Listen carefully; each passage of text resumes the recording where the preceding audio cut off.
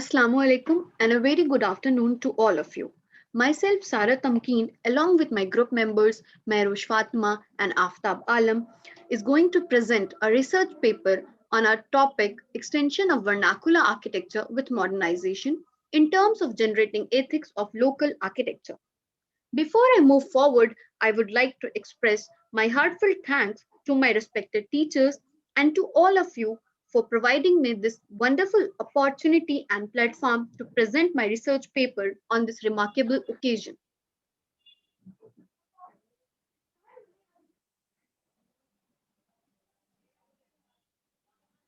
Introduction. Human civilization has evolved with time, keeping its prolongation through amalgamation with the surrounding environment, and is dependent on the conservation of nature. Vernacular architecture is basically the architecture of people. It is built keeping in mind need of people, demand of people, built in relation with surrounding environment, site, climate, topography, geography, local material, labor, and techniques. Vernacular architecture is a style which fulfills all the needs of local people by means of construction materials, nature, showing their culture and tradition, environment, history, economy, and need of local people. Another reason due to which this style is significant to frame and design architecture of society is that they use local material, construction techniques, and designing. It is a type of structure designed for the need of people and not intentionally planned. According to famous architect F.L. Wright, vernacular architecture is a folk building growing in response to actual needs fitted into environment by people who knew no better than to fit them with native feeling. Famous architects like Charles Correa, B.V. Doshi, and Laurie Baker, all of them were involved in vernacular architecture during modern era. Vernacular architecture, identity, people, place, culture, society. Vernacular architecture is basically a sense of identity. It gives us glimpse of culture, place, society of a particular region. Architecture has evolved by people with time from prehistoric age till contemporary era. It has developed through trial and error method to fulfill need of society, keeping a balance with surrounding environment. Vernacular architecture is totally dependent on local materials and techniques, which led to preserve resources and create a sense of distinctive identity to each region. Talking about vernacular architecture of our own country, that is India, it has been broadly divided into three classes. That is the Kacha house, the Pakka house, and the semi-Pakka house. Vernacular architecture mainly depends on availability of materials and the location of site. A kacha is a building typology of material of building use naturally occurring materials such as mud, plaster, bamboo, thatch, and wood. It is basically a short-lived structure, or we can say temporary structure. A semi-pakka is a building typology made from materials like stone, brick, clay tiles, metal, or other durable materials. Sometimes we use mortar to bind them. Planning of Indian vernacular architecture. This style of architecture fulfills the requirements of local people, not only planned by using local material, but also fulfill the necessities of neighbor, culture, and society. India is a country which has most diverse vernacular architecture style, which depicts our nation culture, language, multiple races, and religion. Shape of buildings consists of generally three types. This influence the planning and designing of vernacular architecture. Building plan shapes are basically rectangular plan, circular plan, and the linear plan.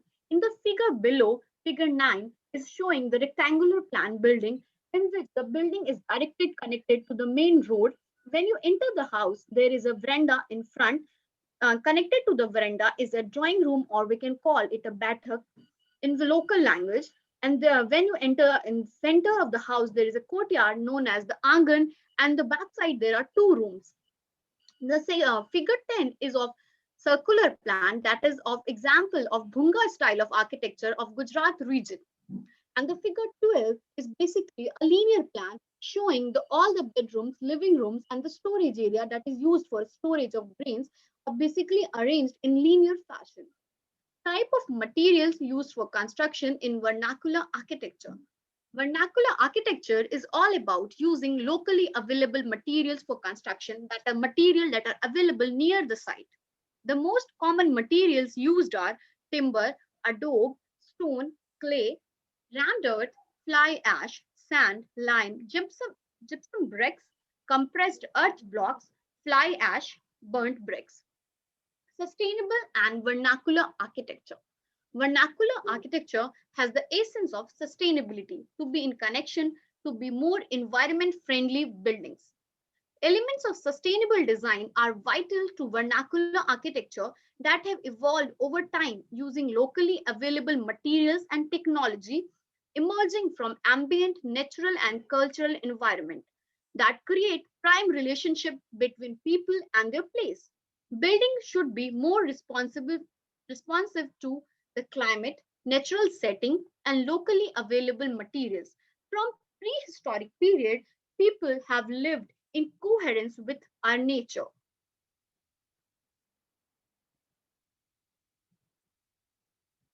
Traditional architecture was more sustainable compared to architecture practice that is practiced nowadays. In the ways it employs vernacular materials and renewable energy to environmentally protect the building inhabitant from climatic changes and to reduce their dependence on other energy resources. Traditional building meet the social, environmental, and functional needs of occupants, like they are provided with courtyards, chopal, a place for social gathering, etc. India is a country with varied climatic and socio-cultural conditions. Each region of our country has its own unique identity with climate responsive building design in the form of vernacular architecture. Our country, India, has been broadly divided into five major climatic zones, that is, hot and dry. The second one is warm and humid. The third one is temperate zone. The fourth one is cold zone. And the fifth one is composite zone. Globalization and vernacular architecture. Vernacular architecture, construction techniques, and skills are acquired by people from various communities and backgrounds from their forefathers through ages. But with emergence of modernism, these techniques and local crafts are fading away as demand for them is declining day by day. People living in villages are also adapting modern materials and techniques. With time, more and more construction in villages is taking place, and people are adapting RCC, cement, and steel. The traditional polished art of construction is declining day by day. Many native building approaches are losing their significance and are being promptly substituted. Due to rapid modernization and radical changes in socio economic and cultural phenomena, vernacular architecture was exposed to extensive deterioration and destruction. The urban expansions have transformed many suburban regions or areas into metropolitan areas and changed the lifestyle of people from local to modern one. Globalization basically introduces new knowledge in the local context and tends to modify the features of vernacular architecture. It also creates new opportunities but promotes migration from rural areas to urban areas. Thus, it seems that the culture and tradition of one place is gradually dilutes and fades away.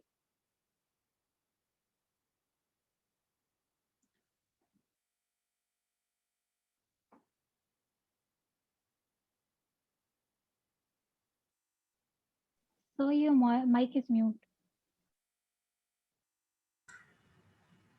Okay, we are going to discuss a case study of a village called Masumpur in district Balia, which is 35 kilometer away from our district headquarters and on the bank of the river Ghagra. And basically, we are here to discuss about the housing typology and the building styles and the materials and what material they use and the transformation and about the what the material they use. Basically earlier they used the muds and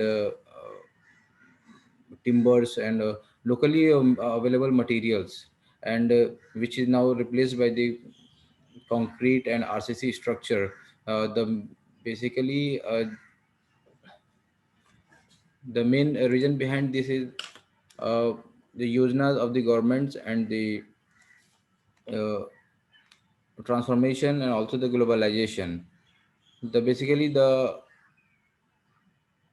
housing typology consists of the veranda, angans, and the rooms and baithak, so called, and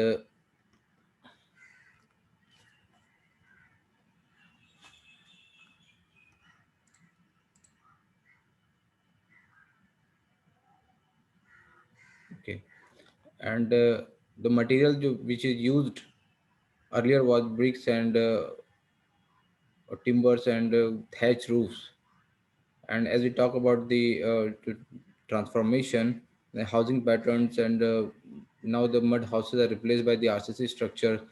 And also the main reason behind the transformation is migration and globalization.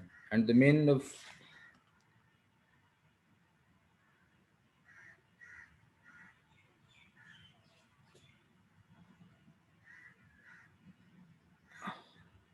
and the transformation and just the people are migrate from the rural areas to urban areas, and they just for the job opportunities. The basic reason behind it, this is the job opportunities. In rural areas there are no job opportunities, and in urban they have more than one options. So due to this, the people are moving towards the urban areas and in search of job and healthy lifestyle. And another one, the uh, case study is a Hamlet home of design with Laurie Baker. It's basically in Trivandrum and a remarkable and a unique house built on a 5 levels on a plot of land along the slope of rocky hills with limited access to water, and consists of library of and also a bedroom, living areas, drawing areas, and study.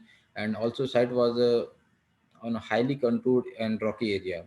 But Becker did not disturb even a single rock or a tree, so it is a popularly named right in the rocks. And the material used are red bricks, terracotta tiles, stone woods, and fish tiles. Its design features are, as we are showing here, rustic elevation actively blends the nature, large Kerala style windows. Basically, this is this focused on the uh, fenestration and views.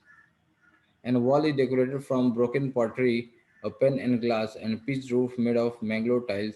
Use of natural light, arches, and inner courtyard has many ponds and gardens.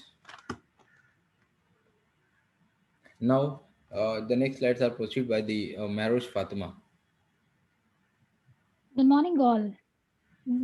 My topic, which I will be covering, is architect role. The architects are acknowledged, especially for urban planning. According to Smart Cities Mission, Indian government major aim was to develop 100 sustainable cities throughout the country, in which architect involvement was very inadequate to turn their voices into conversation. The subtopic is changes in social and cultural fabric. Architects now need to look just buildings but cities too. Major cities in India are focusing a lot of issues like infrastructure, sanitation, and basic planning.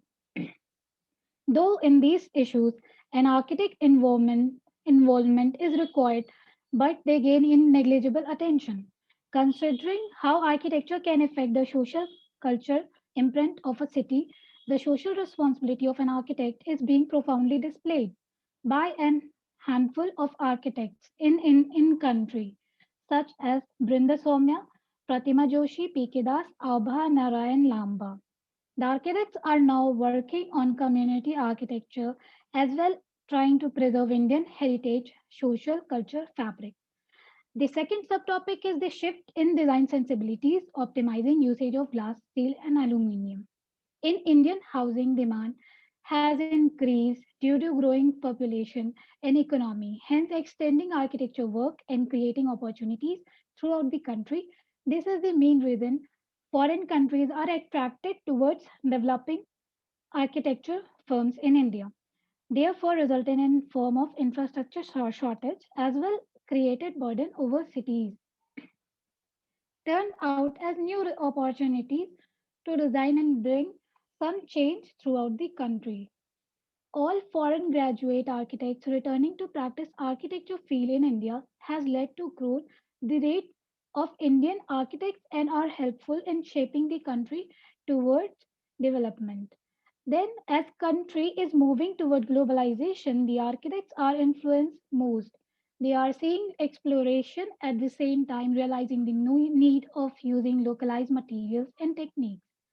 Famous wording, which was by a researcher named Apurva, was glass, steel, and aluminum might remain as fashionable materials, but there has been a shift in sensibilities with the revival of Indian crafts.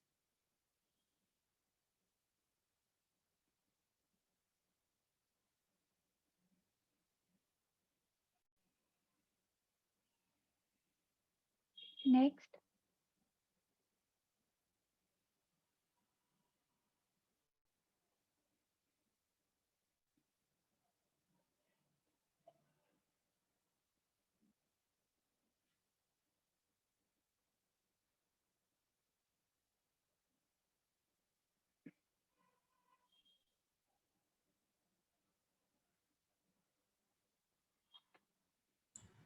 as we can see, these images are some of the examples in which we are using the modern style of vernacular architecture materials like figure number 27, where wall house by Anupama Kundu Architect Source Research Paper Apurva 2018.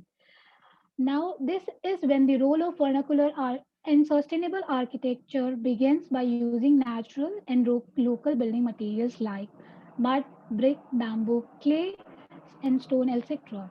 By incorporating these materials, we will be able to relate building to surrounding nature. Moving towards sustainability, showing Indian culture by incorporating vernacular architecture, sustainability, creating architecture by reflecting nature. Many of the famous architects like B.V. Doshi, Charles Correa, Laurie Baker, Raj Revel, Shiva Datta Sharma, their work represent India overall the worldwide. These images are the example of these famous architects. Young architects such as Sanjay Puri, Morphogenesis, Matthew and Ghosh architects, late Revathi Kamnath, Neelam Manjuta, and many more have changed the perspective of society by placing traditional culture and context in a design, making it more resourceful and meaningful architecture.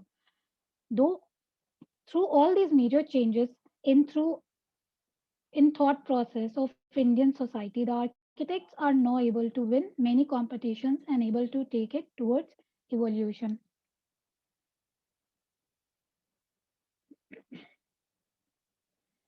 Now coming next, that is need of the profession. What our profession need is like globally the world is moving towards modernization. This what leading to dissipate the importance of local culture, tradition and identity. For transforming the lifestyles, architects' profession need to contemplate their importance. In India, the profession dependence has to a lot in terms of architecture education and being declined throughout the time. Well, in a term of academic system, it is doing well. Smaller firms and organizations have taken the responsibility to organize small events and program to train architecture students as the country is work owning towards settings up of architecture schools. In Indian context, architecture profession should not be limited but should vitalize to transform the shape of cities. There are limited people left with the thought of bring some changes in the architecture society. Here, the Indian media should play a vital role to promote the existence and importance of architecture community and make our society to realize that through designing and planning we can transform our country. Then after that need of profession, we can see the what we can do in terms of generating ethics of vernacular architecture. That is, in modernized world architecture, importance of local community, social culture, construction techniques, and local materials are basic ethics of vernacular architecture. We may result in ethical failure if not incorporate these architecture styles. The importance of vernacular architecture seen to be ethically wrong in comparison to modernity. Our aim should not to design any structure with modernity, but also existence of vernacular architecture behind those lens. By embracing these techniques, we may achieve advanced level of ethical ideal. These important ethical values were followed by famous architects given below, like B.V. Doshi, Charles Corey, Laurie Baker, Raj Reval, and Shiv Dutt Sharma. And other famous architects of today's generation are Sanjay Puri, Morphogenesis, Manasaram architects. Now, coming to the conclusion part, is in Indian context, architecture profession should not be limited but should be vitalized to transform the shape of cities. In a modernized world, the architecture importance of local community, social culture, construction techniques, and local materials are the basic ethics of vernacular architecture. Architect role should not be design any structure but to emphasize on vernacular architecture to promote local culture, techniques, and artisans. By embracing these techniques in as an architect, we will achieve the advanced level of ethical ideal. The basically we find that any architecture should respond for by the its timeline period, basically 4P: the people, place, and period, and purpose. The architecture should respond for the its place, so that we can one can recognize that which place is this, and from which place it should respond. And basically, but last and the not least, one quote I remember कि मेरे हमें इश्क की जवा में मारो तो मर जाएं, हम गांव वाले लोग हैं सयाने नहीं होते. And that's all, and thank you very much for your kind support.